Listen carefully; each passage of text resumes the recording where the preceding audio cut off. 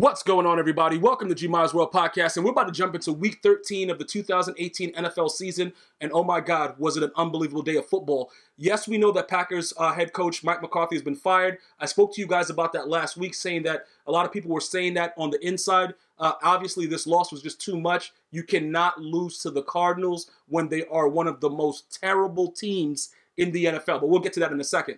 The Ravens and the Falcons. This game was very interesting because you thought that the Falcons were going to be able to have like a defensive surge after Vic Beasley Jr., recovered the fumble. He's running it back for 6. Everybody's having a good time. It was a very, very good, exciting situation. One of the biggest things, though, that I noticed, how many of you guys knew that RG3 was still in the league? Like, bro, when I saw him come in, I'm like, who is this idiot? I'm like, bro, this guy still plays? Because Lamar Jackson had to go through concussion protocol and all that stuff. But I was very amazed. But luckily for us, he didn't have to throw the ball. He just, handed the ball off a little bit. I think he might have threw a couple passes, but everybody just wanted him to just maintain it a little bit. Dude's garbage, and we just wanted to make sure that he didn't affect what the Falcons were trying to do. Ultimately, they did come out with the victory. Matt Ryan was disgusting this game, but it wasn't all because of him. Drop passes, great defense, that combination with with the pressure in general, it was a lot for him to handle. Now, Lamar Jackson being 3-0 as a rookie, his first 3 starts is unbelievable because pretty much a lot of people, when he went 32nd in the draft, people didn't really think that he had the ability to be a starter in the NFL right away. You know what I'm saying? They just thought, this guy's a runner. That's all he's going to be able to do. He is working on his accuracy. He did have a lot of errant throws throughout the game, but he's so electric, and he makes that Ravens team so dangerous. So you guys got to definitely prepare for him anytime he's going to come to your town. I promise you, that guy, he's very, very serious when it comes to getting these George W's, bro. So congratulations to the Ravens on that win. The Broncos and the Bengals.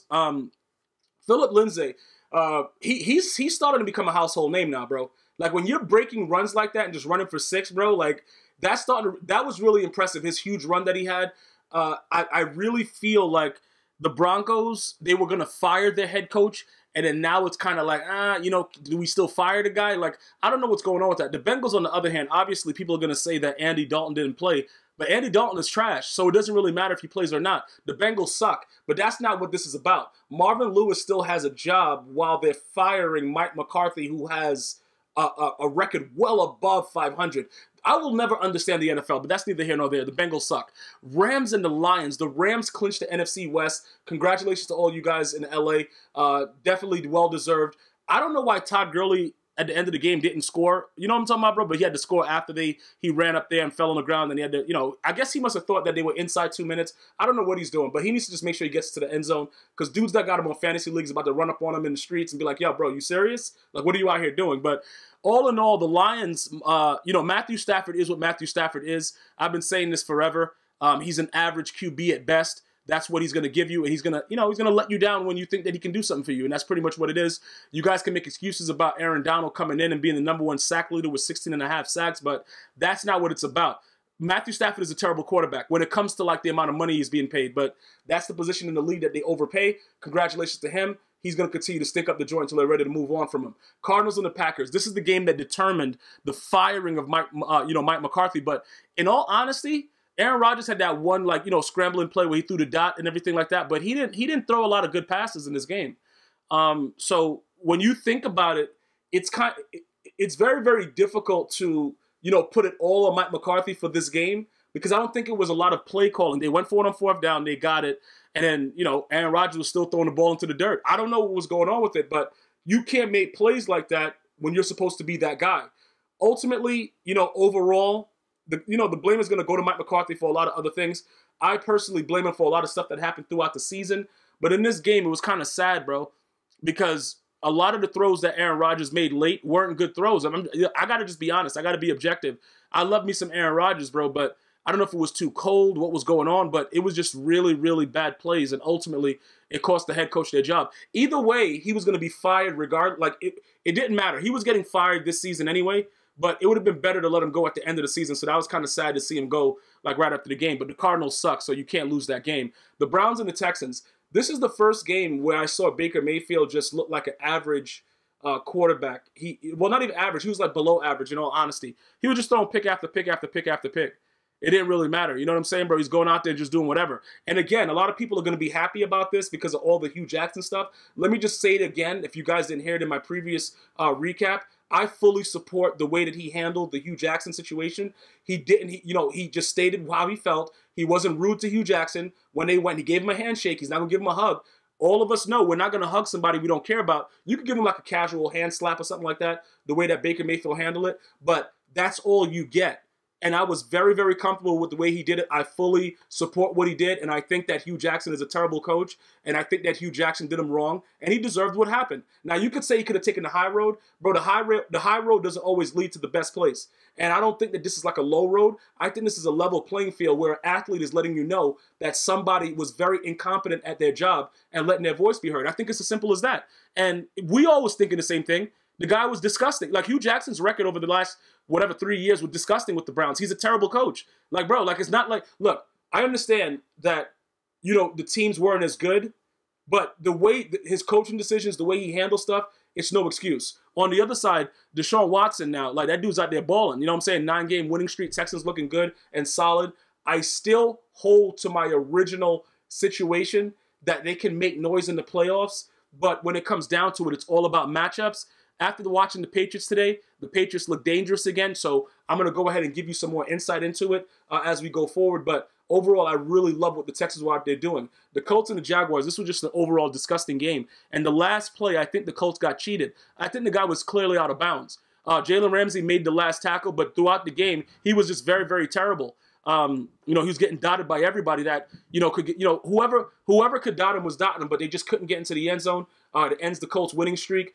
And, Andrew Luck with 0 pass TDs for the first time since 2014. It was pretty bad. You know what I'm saying? But at the end of the day, the Jaguars are a terrible team. And I think a lot of it is based on, Blake Bortles, a.k.a. Blake Horribles, coming in and just doing whatever he wanted. I don't know how he's still a starting quarterback in the National Football League, even though he's out right now. But, again, he started the season, and I think a lot of their losses had a lot to do with him being a starter on the team. But the Colts were on fire. I don't know if the fire's been, I don't know if we can say the fire's been put out, but they played terribly today. But I do believe that if they had a chance to have like one more pass, I think they could have come up with something. I think the refs really, they were saying something about the stop momentum and then they can call it as a judgment call. I think it was a horrible call. The Bills and the Dolphins. I like Josh Allen. I'm going to tell you that right now. I like his ability. I think that he's a really decent quarterback. I think he's going to probably be somebody you have to watch. They didn't get it done today because dudes don't know how to catch the ball in the end zone. But I think he kind of underthrew it. But that dude could have probably did a little bit more to catch it. Ultimately, the Dolphins win. But let's be honest. Ryan Tannehill, 3 pass TDs, tying the season high. What does that really mean? What are the Dolphins going to do? You know what I'm saying, bro? They're going to be at home watching the playoffs just like us. So at the end of the day, it doesn't really matter. Bears and the Giants. Saquon Barkley is absolutely special. OBJ, 2 TDs, 1 pass, 1 reception. He throws the ball way better than Eli Manning. But the story of this, even though the Bears fought back and it was a major upset about the Giants, the story about this game is Saquon Barkley is an unbelievable running back. I've been trying to tell you guys for a very long time that guy's going to be very special. And when I say special, it's only very few people I use the word special with. Like I'll say, Patrick Mahomes boy, stuff like that. You have to see it. And, when he just jumped straight over Amos, bro, a grown man, he just jumped right over him. His ball carrier vision, everything about this game just showed you that once they get a formidable quarterback, because if they started OBJ at QB, I really think that they would probably be I think they'd be 7-5 if they started OBJ at quarterback. Like I'm just being serious about it. Like, you guys can say whatever, but I really think so. Because Eli has been that terrible in a lot of games. So that's just my opinion personally. But you got to see a lot with it. The Bears kind of, messed up their situation in the North, but with the Minnesota Vikings, Minnesota Vikings lost to the Patriots, so everything should be all good with them as well. But it was a very, very exciting game. Obviously, Trubisky's not out there yet, so, you could chalk it up to you didn't have your starting QB, but ultimately the Giants played unbelievable. Panthers and the Buccaneers. Cam Newton is very inconsistent. We already know that. The guy, he's not going to be the same. After that Super Bowl where he didn't dive in the pile, we're going to always be like, yo, Cam, why didn't you dive in the pile, though? Like, regardless of what the situation is, that's what it's going to be. He did throw 4 interceptions, tying his career high, but that wasn't a major issue. The major issue was that you lost to the Buccaneers. Like, you have no business losing to Jameis Winston. Like, Jameis Winston is a terrible quarterback. So when you lose to him, that means a lot more than you being terrible. because that also means that your defense was terrible because you gave up points to this guy. Like everybody knows Jameis Winston wants to throw picks. So if you lose to him, you got to leave that stadium knowing that a guy that wanted to give you the ball didn't give you the ball. So something was wrong. So as much as I want to blame Cam Newton overall for this loss, sometimes you're going to need your defense to pick you up. I didn't see that they got that, even though he threw 4 interceptions and he only lost by 7. You still got to just lock up. But again, 4 interceptions is a lot, so it's kind of an imbalance. Either way, the Buccaneers aren't going anywhere, so it's a lost cause. The Panthers should still possibly be able to make the playoffs. We have to get back to that as soon as possible. But they should be able to do it. I think they have a reasonable, safe remaining schedule where they'll be able to do something. You know what I'm saying, bro? Like, I don't think it's over. I'm not going to say that it's over yet, but it is what it is. Patrick Mahomes, 7th game with the 4 pass TDs this season, right? So look, he has over 40. He's clearly going to be the MVP. Drew Brees, like these guys don't understand. It's a lot of work to throw for over 40 touchdowns. He's probably going to get to 50 something. He's looking, he's doing what he got to do. The thing about it is their defense is just horrendous. You're giving up 33 points to the Raiders. You let it come down to an onside kick. That's disgusting. Like realistically, the Chiefs defense, I see why you guys are leaving comments. Like, you Texans fans are like, yo, you're not scared of the Chiefs. I can see why now. Because they're just giving up everything, bro. Like, it's like you might as well never have anybody out there. But I will tell you this. Tyreek Hill is that dude is always wide open down the field.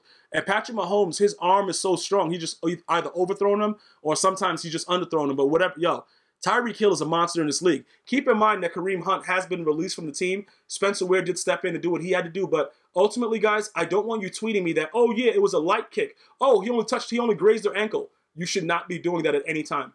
There's no excuse for it. Jets and the Titans. The Jets suck. Titans, they had a very, very wild comeback victory that included so many defensive penalties on the last drive. It was disgusting. Todd Bowles, if he's not, bro, he better be fired before the end of the season. I don't care what the Jet fans are telling me. Oh, it doesn't matter what happens, all this stuff before. He has to be fired as soon as possible. Like, look, bro, it is not cool to have a head coach that goes out there and does this kind of stuff to their team, bro. This dude just stands there with his face looking like he has to take the biggest and the meanest dump ever. We can't do that anymore. Vikings and the Patriots.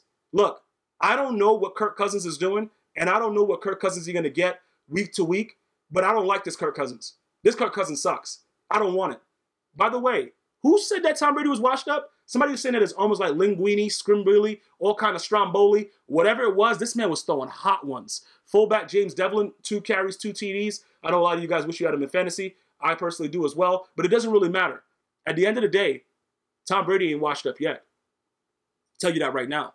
49ers and the Seahawks. This was kind of heartbreaking to watch because obviously we know that the 49ers don't have their team. People got injured. Garoppolo, he likes to hit strippers up in the offseason, all that good stuff. Nick Mullins is a terrible quarterback. Like, I think he had a lot of yards, but that dude's pick 6 to freaking, what's the dude? Bobby Wagner? Like, bro, he lined it up and threw it right to, that dude's garbage, bro. Like, I don't want to hear nothing, but it doesn't matter, though. He has to finish out the season. You know what I'm saying? It doesn't really matter. Congratulations to him getting verified on Twitter while he got his first win, whatever. But he's been horrific since his first start. Horrific. On the other side, Russell Wilson, 4 pass TDs, looking like a savage animal. Like I said, I can't really believe that the Seahawks are going to do anything. I will be amazed if there are any upsets in the NFC. Can the Seahawks possibly beat the Rams? Absolutely. Can they beat the Saints? Yes. That's the way the NFL is.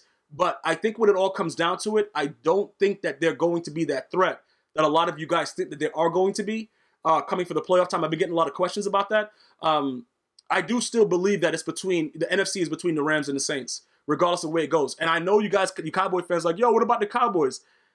Yo, man, I don't know. If Dak Prescott is able to pull that out, that's even a bigger feat than the Tony Romo thing. He's going to be better than Tony Romo in like his 3rd season. Like, real talk. You know what I'm saying? So hopefully you guys enjoyed the recap. Be sure to check me out for Sunday Night Football and Monday Night Football recaps coming soon. Until next time, one love.